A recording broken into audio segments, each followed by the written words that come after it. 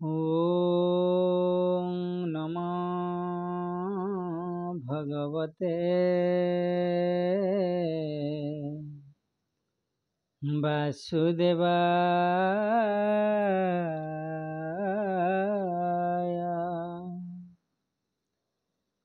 नारायणं नमस्कृत्यं नरं चैव नरोत्तमं देवीं सरस्वतीं व्यासं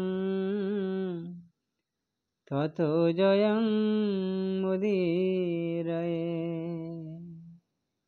मुखं करोति वाचालं पङ्गुं लङ्घयते गिरिं यत्कृपातमहं वन्दे परमानन्दमाधव। परमानन्दमाधवम्। श्रीमद्भागवत द्वितीय स्कंध षष्ठ अध्याय। षष्ठरे विराट पुरुष विभूति वर्णना विशेष। ब्रह्मवाच शृण नारद महर्षि विराज रूपे ब्रह्मराशि ब्रह्मांड मध्ये प्रवेशिला जे अंगुजे बा प्रकाशिला ताहा कहिबा तोते भले इंद्रिय अर्थ इंद्रि तुले वचन बन्ही मुखे बसे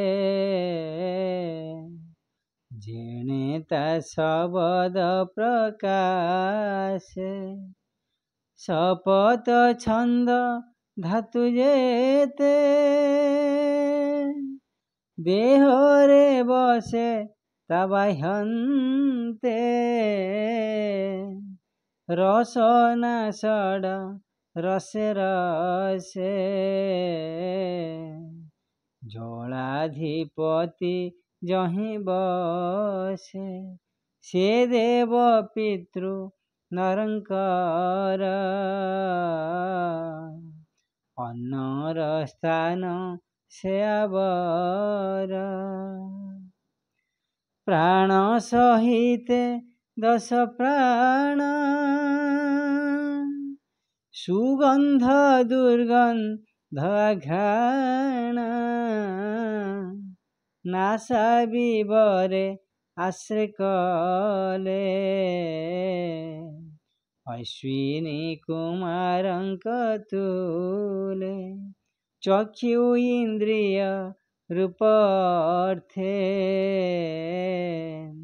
सूर्य प्रकाश दृष्टिपथे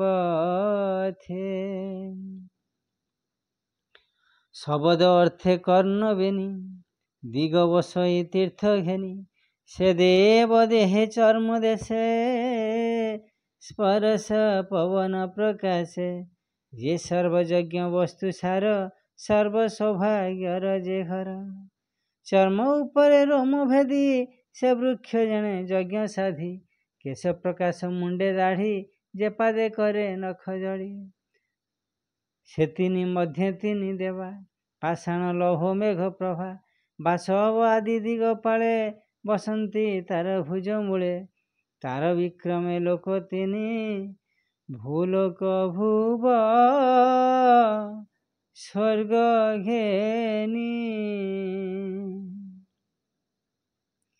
जे सर्व कुशल कारण सकल भय निवारण से हरि चरण कमल सकल काम परस्थल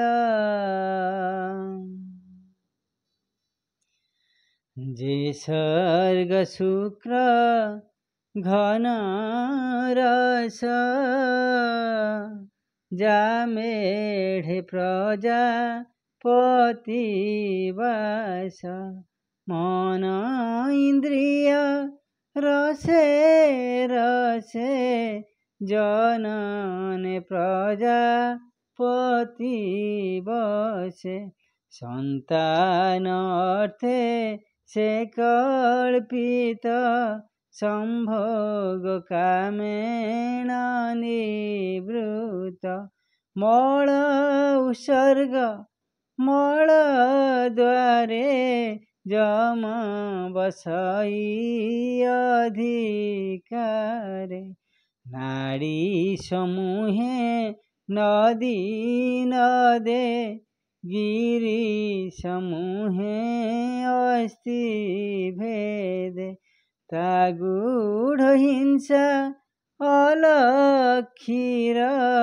मरण जात नार घर पराभवता पृष्ठ देशे अधर्म संगे तम बसे शपथ सिंधु गर्भे रही भोजन तृष्टि पुष्टि बही उदरे मृत्यु हृदय देशे सर्वव्यापक मन बसे विराट आत्मा देह मध्य बसई सकल संपदे धर्म संगते पद्मजोनि तो संगे कुमारंकु घेनी विज्ञान सत्य रुद्र संगे सर्वे आश्रित आत्मा भागे ब्रह्मा नारद भव आदि मुनि जेते वेदवादी सुर सुर नर नाग जे सरीसृप खग मृग गंधर्व अपसरा यक्ष भूत उरग पशुरक्ष पितर सिद्ध विद्याधर चारण आदि जे किन्नर वृक्ष औषधि लता जते विविध जीवंक समेते जे जल स्थल अंतरिक्ष ग्रह आदित्य केतु रक्षे तारा समूह तेजे झड़ी गोविंद जिमुत प्रकाश बिजुली गोविंद तातनु ये सर्व कारण गोविंद भूत भविष्य वर्तमान गोविंद ये रूपे ये विश्व संसार गोविंद प्रकाशे जहार शरीर गोविंद वितस्ति मात्र मध्य रहे गोविंद एक अनेक जंतु देहे गोविंद भितरे रहे प्राण तेजे गोविंद प्रकाशे अंतर बाह्य जय गोविंद अभय अमृत ईश्वर गोविंद जन्म मरण आर पार गोविंद ताहार यमंत महिमा गोविंद एणु दुष्टर गुण सीमा गोविंद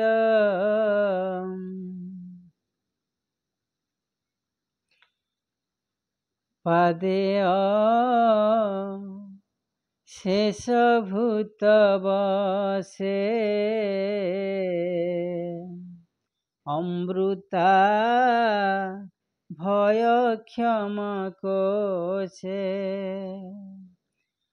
त्रिलोक ऊर्ध्वे तीनि लोक बहे भय क्षम सुख जे प्रजा श्रमे धर्म चिंते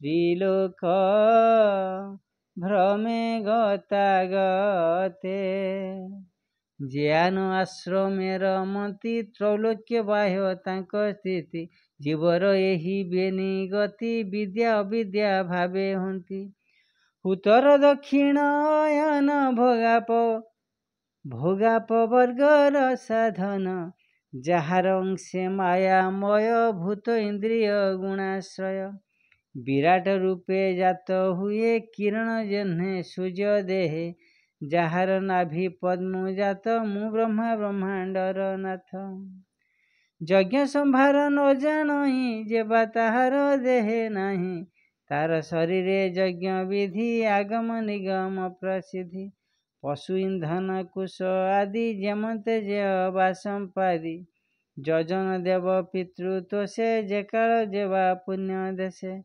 ଯେତେ ପତ୍ରରେ ଯଜ୍ଞ କରି ମନ୍ତ୍ର ଔଷଧି ଆଦି କରି ସ୍ନେହ ରସ ଯେ ଲହ ଆଦି ମୃତ୍ତିକା ଜଳ ଯେ ସମ୍ପାଦି ରୁକ ଯଜୁ ଯେ ସାମ ତିନି ଚତୁର ହୋତ୍ର କର୍ମ ଘେନି ଯେ ନାମଧେୟ ଯେବା ମନ୍ତ୍ର ଯେବା ଦକ୍ଷିଣା ଯେବା ବ୍ରତ ଦେବତା ଅନୁକ୍ରମ କଳ୍ପ ଯେ ତନ୍ତ୍ର ଯେ ଅବା ସଂକଳ୍ପ ଯେ ଗତି ଯଜ୍ଞ ଯେବା ମତି ଯେ ସମର୍ପଣ ପ୍ରାୟଶ୍ଚିତି ଯଜ୍ଞ ସମ୍ଭାର ତା ଶରୀରେ ଲଭିଲି ଜନ ଉପକାରେ ତାର ବିଭୂତି ତାର ଅଙ୍ଗେ ଯଜ୍ଞ ଆରାଧି ହବିର ଭାଗେ ପୂଜିଲି ପୁରୁଷ ପୁରାଣ ତେଣୁ ମୁଁ ସଂସାର କାରଣ ସକଳ ଯଜ୍ଞ ଭାଗେ ଚିନ୍ତି ମୋ ପଛେ ନବ ପ୍ରଜାପତି ଯଜ୍ଞ ପୁରୁଷ ସ୍ଥାପି କୁଣ୍ଡେ ଯେମନ୍ତ ବିଧି କର୍ମ କାଣ୍ଡେ ପୂଜିଲେ ତାହାର ଚରଣେ ବିଧି ବିଧାନ ଆଚରଣେ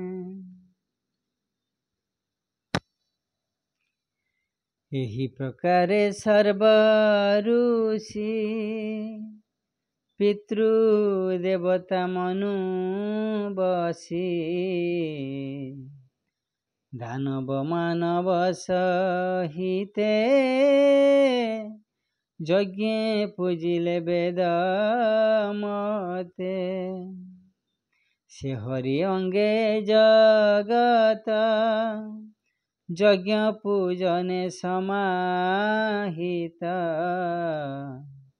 ଯେ ସ୍ୱୟଂ ନିର୍ଗୁଣ ଅନନ୍ତ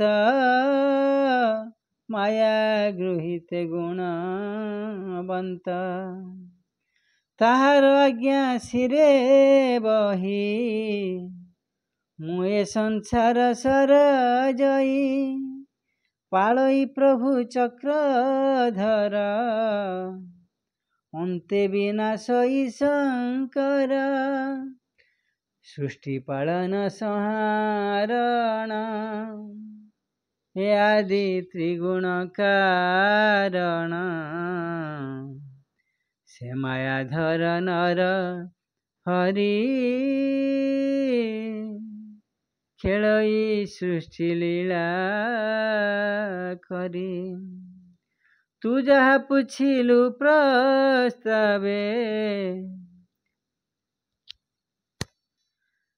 ସଂକ୍ଷେପି କହିଲି ମୁଁ ଏବେ ଶତ ଶତ ରୂପ ଯେତେ ମାୟା କଳ୍ପିତ ଏ ଜଗତେ ଏ ସର୍ବରୂପ ନାରାୟଣ ଅନାଦି ପରମ କାରଣ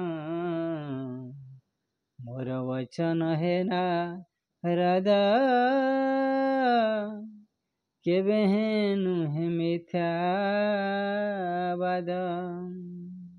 ମୋହର ମନ ସତ୍ୟ ସ୍ଥିତି କେବେ ହେ ନୋହେ ମିଥ୍ୟା ଗତି କେବେ ମୋହର ଇନ୍ଦ୍ରି ବର୍ଗେ ନ ଜାନ୍ତି ଅସତ୍ୟ ମାର୍ଗେ ଯେଣୁ ମୋ ହୃଦେ ନାରାୟଣ ଉତ୍କଣ୍ଠା ଭାବେ ସୁମରଣ ତପ ସମାଧି ମୋର ସ୍ଥିତି ମୁଁ ପ୍ରଜାପତିଙ୍କର ପତି ତପସମାଧି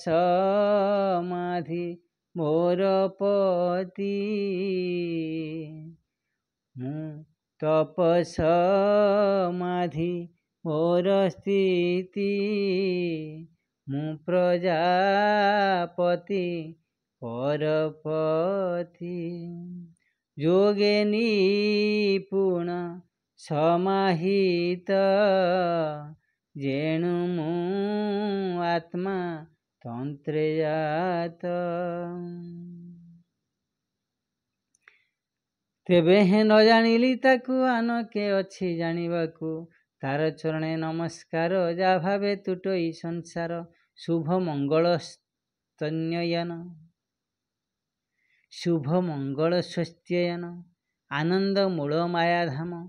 ବ୍ରହ୍ମାଦି ଦେବେ ଅଗୋଚର ଅକୁଣ୍ଠ ମହିମା ଯାହାର। ଆତ୍ମାରେ ଆତ୍ମ ମାୟା କରେ ଲୀଳାରେ ବିହରେ ସଂସାରେ। ସୁମାୟା ସେହି ନ ଜାଣଇ କିଏ ବା ଅପରେ ଜାଣଇ। ଦୃଶ୍ୟ ଅଦୃଶ୍ୟ ସର୍ବବ୍ୟାପୀ ଗଗନ ଜହ୍ନେ ବିଶ୍ୱରୂପୀ। ମୁଁ ଯାହାର ଗତି ନ ଜାଣଇ ତୁ କାହିଁ ପ୍ରବେଶିବୁ ତହିଁ। ଭବନ ପାରେ ଯାକୁ ଚିନ୍ତି ଦେବେ ଜାଣିବେ କାହିଁ ଗତି। ତାର ମାୟାରେ ମୋହି ହୋଇ ତା ରୂପ କେହି ନ ଜାଣଇ। ଆତ୍ମାର ସମ ଆମ୍ଭେ ଜାଣୁ କେ ତାର ରୂପ ପରିମାଣୁ। ଯା ଅବତାର କର୍ମମାନ ମୋ ଆଦି କରନ୍ତି ଗାୟନ। ତତେ ଜାଣିବୁ ଆମ୍ଭେ କାହିଁ ଯାହାର ଆଦି ଅନ୍ତ ନାହିଁ। ଯାହାର ଚରଣେ ଆମ୍ଭେ ନମୁ ଯାହା ମାୟା ରୂପ ବଳେ ଭ୍ରମୁ। ସିଏ ଆଦି ପୁରୁଷ ମୁରାରି କଳ୍ପ କଳ୍ପକେ ସୃଷ୍ଟି କରି। ଆତ୍ମାରେ ଆତ୍ମା ରୂପେ ମିଳେ ଆତ୍ମାକୁ ଆପେ ହରେ ପାଳେ। କେବଳ ଶୁଦ୍ଧ ଜ୍ଞାନମୟେ ଗୋବିନ୍ଦ ସତ୍ୟ ସ୍ୱରୂପ ସର୍ବଦେହେ ଗୋବିନ୍ଦ। ଅନାଦି ଅନନ୍ତ ନିର୍ଗୁଣ ଗୋବିନ୍ଦ ନିତ୍ୟ ଅବ୍ୟୟ ନାରାୟଣ ଗୋବିନ୍ଦ। ଶୁଣ ନାରଦ ମନ ଦେଇ ଗୋବିନ୍ଦ ଯେମନ୍ତେ ତାହାକୁ ଜାଣଇ ଗୋବିନ୍ଦ। ପ୍ରଶାନ୍ତ ଆତ୍ମା ମୁନି ଗଣେ ଗୋବିନ୍ଦ ନିର୍ମଳ ଅନ୍ତର କରଣେ ଗୋବିନ୍ଦ। ସମାଧି ଯୋଗ ବଳେ ଚିନ୍ତି ଗୋବିନ୍ଦ ଆତ୍ମାରେ ଆତ୍ମାକୁ ଦେଖନ୍ତି ଗୋବିନ୍ଦ। ଅସତ୍ୟ ତର୍କ ଯେବେ ଥାଇ ଗୋବିନ୍ଦ ତେବେ ତା ଭାବ ନ ଜାଣଇ ଗୋବିନ୍ଦ।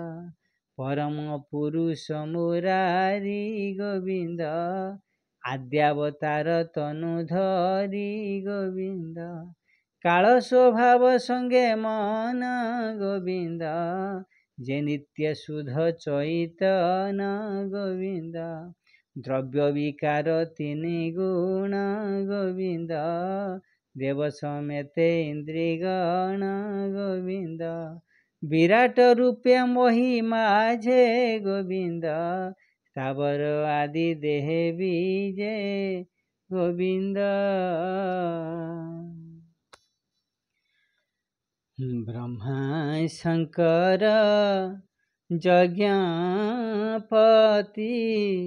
ଦକ୍ଷାଦି ଯେତେ ପ୍ରଜାପତି।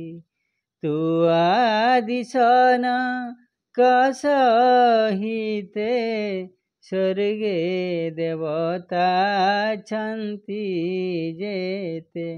ଗରୁଡ଼ ଆଦି ଖଗପାଳେ ଭୂଲୋକ ସପତ ପାତାଳେ। ଗନ୍ଧର୍ବ ବିଦ୍ୟାଧର ଗଣ ଯେ ଯକ୍ଷ